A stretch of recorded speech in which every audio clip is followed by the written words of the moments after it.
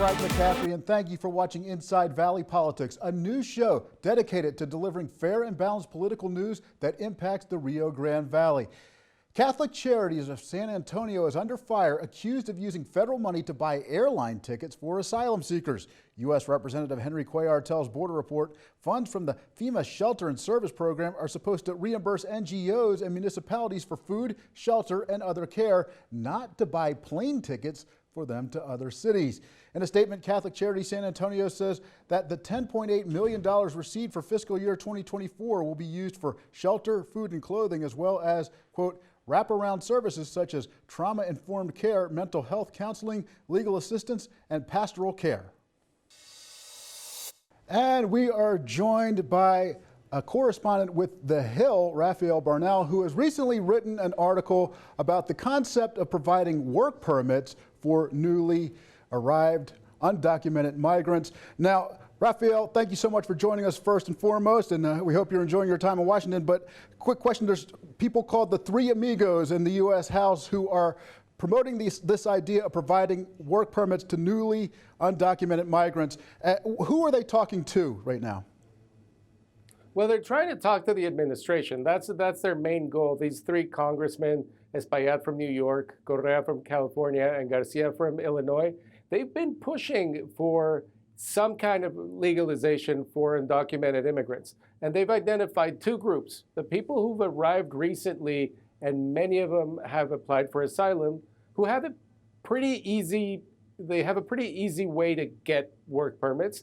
And then the people, the 10 or 11 million people who've been here, some of them for 20 years, 30 years, and they still don't have a path to get a simple work permit, let alone get legalized. So they're trying to get the administration to use all the executive power it has to push as many people into legal work as they can.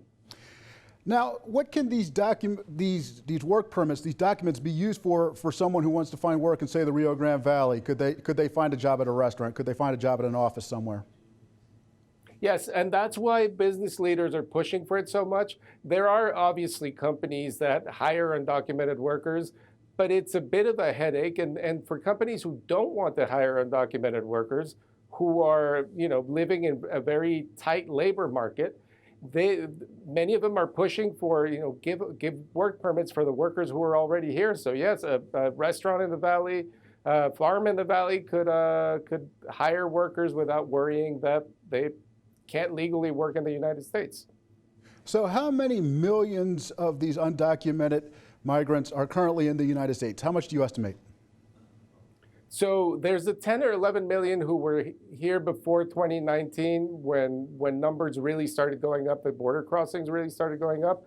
And the estimates are between 2.4 million and 4 million people who have arrived since then, many of whom have applied for asylum, and many of whom can still, if they haven't yet, they can still apply for asylum.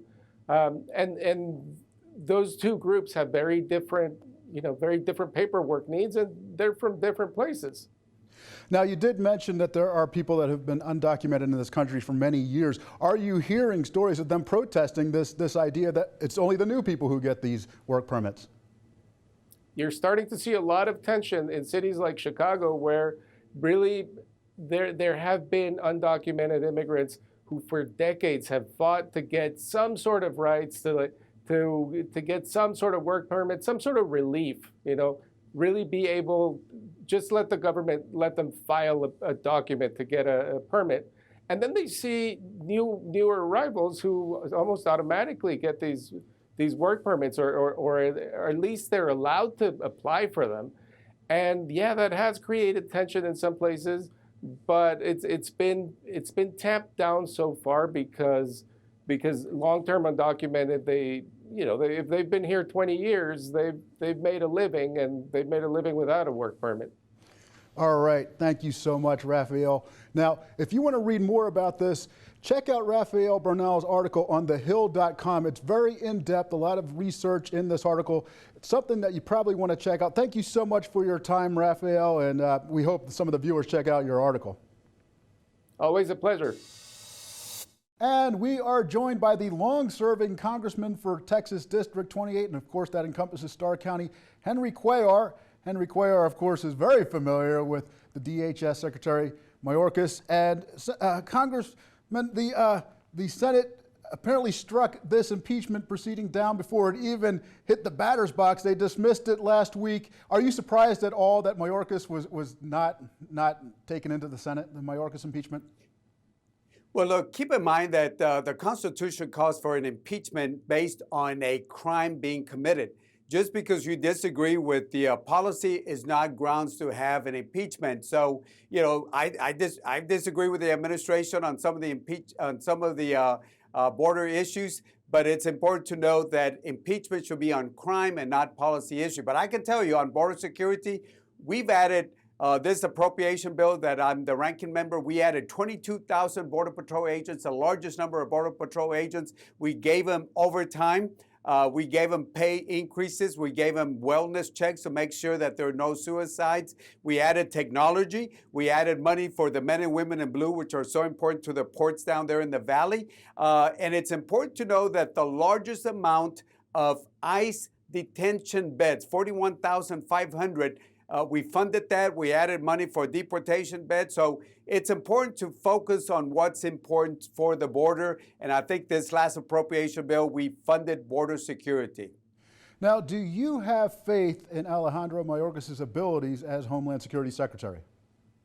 Yes, I've sat down with them, and we certainly agree on a lot of things. There are some things we disagree, but again, it's important to note that it's not only the secretary that does his work, but it's a career. 260,000 men and women that work for Homeland Security, and I support the men and women in blue and green, and certainly the ICE agents also and the other folks that work. So it's up to Congress also. We could have given him some tools, but unfortunately, the other party didn't want to take the Senate deal, which would have provided new criteria for people asking for asylum, because right now there's too many people that are allowed to come in and they're not, this is a tool that we could have given the secretary, but unfortunately some former president tweeted and said don't support it, and we know that it hasn't been taken up on the House, and this would have given the secretary a tool that would have probably prevented 87 to 90% of the people coming in where they would have been held and then sent back to their countries. Now, you mentioned there are some things you disagreed with Secretary Mayorkas on. Could you list what some of those things you disagree with him on are? Well, again, you've heard me talk about generally I think we need to be strong on border security, and I've been talking about border security, so I'll just keep it a general, but there are a lot of things that we work together. For example, we added 22,000, the largest number of Border Patrol agents in our history. Now we need to hire them. We gave them a overtime. We gave them retention money. We gave them also a pay raise, because we got to make sure that our men and women in green have the right support, and we got to have their backs. And then again, we added money for technology and the men and women in blue. So I don't like to talk about differences. I want to talk about where we can get together and do the right thing. I think border security is not a Republican or a Democrat issue. We got to make sure that we support border security. And I think, people can talk about border security, but I think if you look at the numbers of the highest number of detention beds, when you look at the highest number of Border Patrol agents that we funded, I do want to say that it was the majority of Democrats that supported this bill instead of the majority, which are our Republican friends. All right, we're out of time. Thank you so much, Congressman Cuellar. Anytime. All right, one of these men will face off against Congressman Cuellar in the November election. Coming up, an exclusive in-depth interview with the Republican candidates for the Congressional District 28 before the runoff election.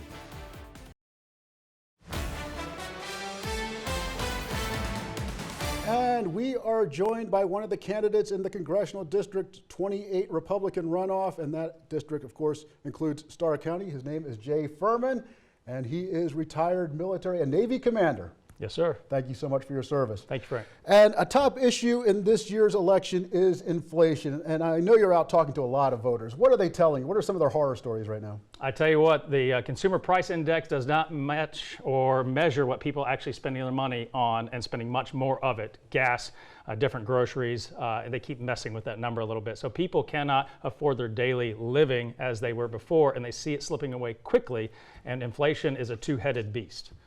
So, and how are they messing with the CPI? Now, and also the follow-up question to that is, will the Fed just keep raising rates?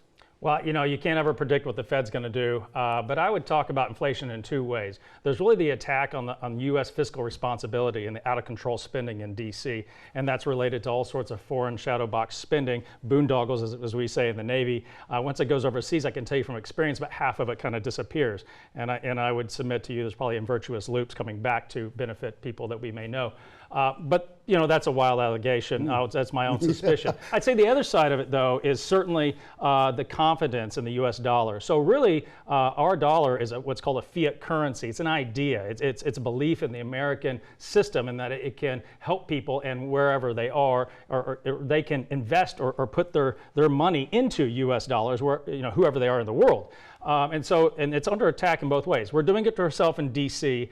With the out-of-control fiscal. We have not balanced a budget. We keep on doing the continuing resolutions. And then the other side of it is that we keep on undermining the faith and credibility in the U.S. dollar. And we've done that by sanctioning Russia and taking actually the U.S. dollar assets, which signaled everybody in the world, hey, watch it, actually pull your U.S. money, start divesting from the U.S. and putting it somewhere else. And then also we recently did it when we signaled to Iran, or was reported, and I should say, not necessarily substantiated yet, but reported by Reuters News, that we signaled to Iran to shape their response to Israel. Not don't do it, not the famous Biden don't, but they actually said it needs to be within limits. And so when you do that to your allies, and when you devalue the dollar and you run it up with bad budgeting and cost overruns, just the payment on the interest alone is going to outpace what we can do in just a couple years. Now, during his State of the Union address, President Joe Biden boasted that he had reduced the annual deficits by around $1 trillion, and they're projecting that he'll reduce it by more.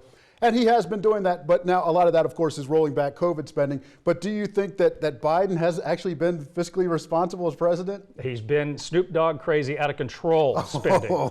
And I say that just so it hits a mark. It is truly important to understand the levels of fiscal irresponsibility we've approached, and I blame all of what I call the uniparty, the establishment in D.C. It's playing with other people's money. And the problem is a tyranny of distance. 1,200 miles away from here is too far away to send our money for everything that they're not supposed to be doing with the Constitution. Really, the Constitution should do three things. That's foreign defense, interstate commerce, and foreign affairs. And so with that, D.C. has taken in all other sort of breadth of things the states should be doing. And so we really need to manage our money close to the problems and the people who have those problems, so we know who is trying to get over us or not, and better spend that money locally. Now, we've had some people on the left on the show, and they'll say that a lot of the problem with inflation has to do with price gouging. That is the corporations, the 1%. And do you think that should be looked at too? Should there be an investigation into the pricing of food, for example? So I'm a Friedman level of market guy. So I think if you unfetter the market and allow it to work in a true checks and balances, I think that it will balance itself out. But if you enter in, you allow special interests to come in and pervert the market and control their share and keep other people out and deny competition, then yes, that's where the prices are gouged. And so the same problem at DC is involved in the span of control that they have up there. And because they have all the control up there, the Beltway bandits, as they say, the lobbyists and the special interest representatives, can pervert that true market competition. There's too much power in DC that reigns over Wall Street. There's more influence in DC than there is in Wall Street over financial issues, and that shouldn't be. So now, if elected and you're on the U.S. House floor, what bill do you write up to reduce spending, and does it get laughed at? Because so many people say they know we're so divided, and it just seems like it's almost impossible to get something through and sign into law. But what bill would you write up as part of perhaps a Hail Mary pass to reduce inflation? Right now, if today that happened, I would not sign another piece of legislation, and I would develop a caucus not to sell another piece of legislation until we secure the border. It is that important. We will be going off the cliff here as a country in a very real way very soon, financially and security, internal defense. if we do not do that. And so my first legislation would be to sign none. And then just on the outset going forward, if the legislation shows up on my desk the night before and it's a phone book size thick and it's got earmarks all through it, I would deny it on principle, because that's a buffoon way to run government no matter where you are. Okay, we've got a few seconds left. I'm going to just ask you one more question. Do you think that the people have good jobs out there, the people you're talking to out on the campaign trail? Is it like it used to be, in the 80s and 90s when you had a good paying job, or is it jobs that they're getting just to survive? So, call it keeping up with the Joneses, I don't know, but everybody I know is working, family households are working 2 jobs and they're barely getting by. And so corporate America has figured out, or we have allowed our lifestyles to encroach into that.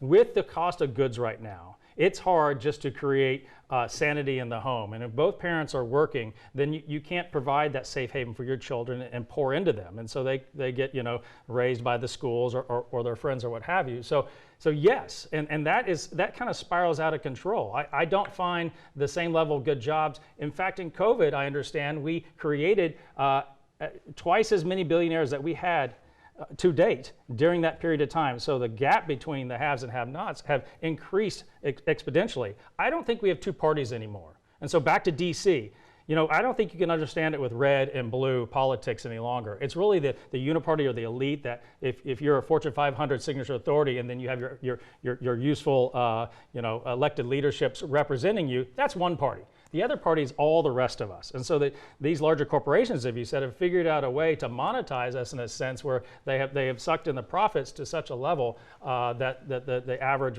man and woman walking around in the RGV can't really make the living they used to. All right, bad news. I got to wrap it up. Thank you so much. Jay Furman, congressional candidate, District 28.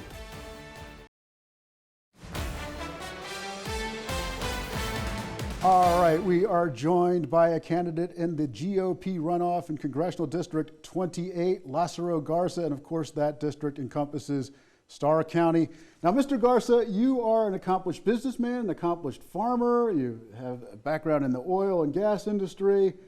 It seems you really would have a very solid understanding of economics as a whole. Specifically, the District 28, sir. I'm a rancher, I'm a farmer, and I'm in oil and gas. Service company. So you know the local economy and the overall economy. Well, it also affects the United States completely. Yeah, oh yeah, of course. Farmers in the United States fed this country. They're keeping us fed, that's right. So now the issue that so many voters are having right at the front of their daily line of thinking is inflation. So many people, they don't have the salaries they once had. They have to pay more for something like a car or something like their groceries.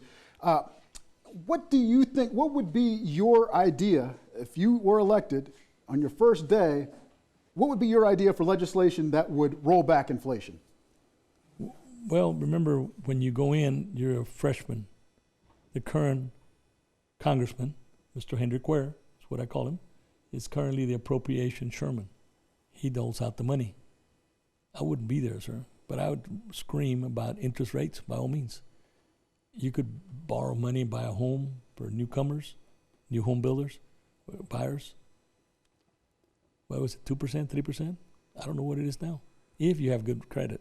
If you have good credit, yeah, and that brings up the talk of the Fed. Yes. Do you think that they would be listening to you if they know that you're a pretty bright business mind? If I'm screaming, like the gentleman who's running for the opponent for Mr. Biden. Mr. Trump. Mr. Trump. President Trump is what I call him. I didn't want to call President Biden, but I will respect him. He is President of the United States. Yeah. So you think the Fed would actually pay attention to you if you're on the House floor? If I raise enough hell to say, come on, you have to do something for this people in the United States. Remember, we're not Republicans, we're not Democrats. We are Americans. We are affected by these percentages. Now, you know a thing or two about running a business. What do you think it would take to perhaps somehow increase the salaries that people are getting and to bring back the days of people getting good paying jobs after they graduate from college, for example? Well, think about the oil industry. It was completely destroyed during this current administration. We were almost oil independent, period. Now we're importing oil. The restrictions are in Iraq, they're still selling it. Iraq, Iran, getting wealthy off of selling oil. As you know, oil has always been paid in dollars. Recently, they tried to change that. It's not going to be paid in dollars. bring the oil industry back to Texas, District 28, but it also affects the whole industry, the whole world, the whole United States. You have farmers buy fuel for planting, for harvesting. You have airlines that have current employees that were buying fuel at a very great price, trucking industry. So you see how the oil industry affects everybody? The fertilizer companies, they use fuel, gas. We were harvesting gas and selling it abroad, NGPL. Okay. Okay, now another question. You know, a lot of people think that one way to roll back inflation would be to roll back spending, and our spending has gotten to a point where we have multi-trillion-dollar annual deficits, a national debt well over $30 trillion. What would you do? Would you push the concept of a balanced budget on the House floor? Immediately, sir. Somebody's going to have to pay for this. Your grandchildren, my grandchildren. I only have a son. I have none. I don't have any grandchildren. But my niece and nephews, as you know, sir, I'm number 10 of 13 children, so I got plenty of nieces. Whoa. I currently have a lot of nieces and nephews in this world. So they're going to have to pay for this debt. You cannot continue to feed it. You have to stop feeding it. We're sending money to countries that they don't want us there. And when we leave, they spit at us. They want us out of there. And then it goes back, reverts back to what they were, Afghanistan. Oh. We sold lives, American lives. That's what we say. I call it sold. We send them there, Vietnam. Wow. We send our troops to be, what was it, policing state? No, we're fighting their war. And when we left, they started killing us when we were at the airports. Okay, now also, you're a business mind. You would probably understand that we would want to grow the GDP. Do you think that there are steps you could take to grow the GDP rather than the debt column, so to speak? Well, China, when we stop buying from China, don't you think it will affect their economy? They were thriving, us having the money to buy from them. Now we're not. I saw Tesla just yesterday said a 10% cut on something they're jamming down our throats, electric cars. 10% cut on employment. So that's not oil and gas. That's just batteries. Where do the batteries come from? China. Components to build those cars. Here, built in Texas. So you would want those built in Texas? Well, yeah, and the components should be built in Texas. What could be or done? the United States. What legislation could be introduced that would have these companies, instead of going overseas, build in Texas or build in the U.S.? Well, some kind of legislation said if you're going to be buying, remember President Trump said buy United States products made here. So what happened to the chips 4 years ago? Cars went through the roof. Why? Because there aren't any cars. The chips was destroyed. The chip factory. The car shortage, yes. The chips were being made in the United States. All of a sudden, they left California, and they went to China. The factory burned down. So what happened to our price? Is that inflation? No. Price of cars went through the roof. In 1968, you could buy a Mustang for $2,000. All right, thank you so much. Lázaro Garza, he is a candidate in the CD28 runoff.